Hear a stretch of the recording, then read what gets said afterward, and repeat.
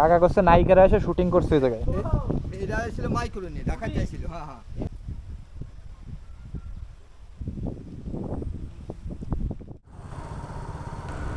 তো আমরা এখন চলে আসছি ফরিদপুর জেলার মধুখালী উপজেলার নওপাড়া বাজারে।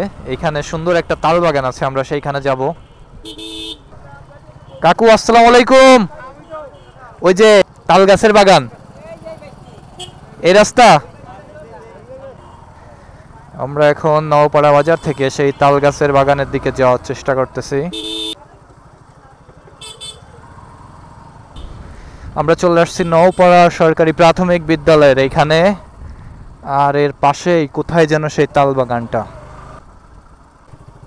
এদিক দিয়ে একদম নদীর কুল দিয়ে রাস্তা। বর্তমানে ফরিদপুর মধুখালীর সেই ভাইরাল প্লেস। এখানে কিছুদিন আগে ওয়াইআরসি অর্থাৎ ইয়ামাহা রাইডার্স ক্লাব ফরিদপুরের একটা অনুষ্ঠান হয়েছিল, সেখান থেকে হয়তো সবাই এটাকে চিনেছে। আমিও যদিও আগে থেকে চিনি, ছোটো ভাই নাইম ও চেনে না, ওকে নিয়ে আসছি। এই যে নওপাড়া বাজার থেকে নওপাড়া প্রাইমারি স্কুলের ভিতর দিয়ে এই যে নওপাড়া সেই বিখ্যাত তাল বাগান। কি অবস্থা তোমাদের?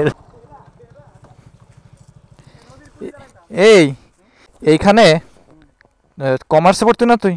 কাবুল স্যার হচ্ছে আমাদের ব্যাচের লোকজনরা নিয়ে আসছিল পিকনিক করতে, সেই জায়গা থেকে আমরা চিনি।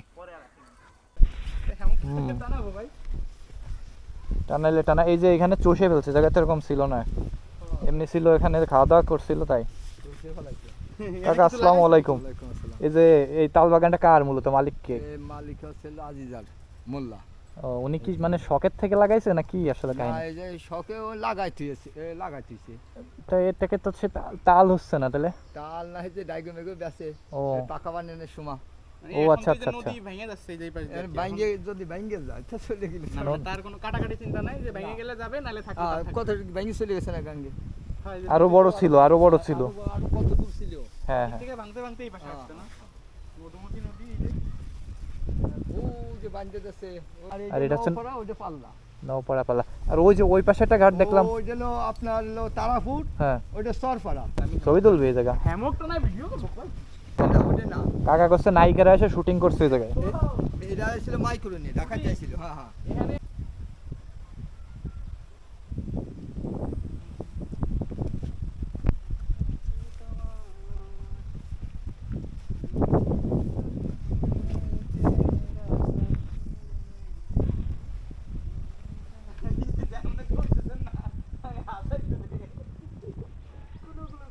নাইমকে এখন আমি ধাক্কা দেবো। ওয়াও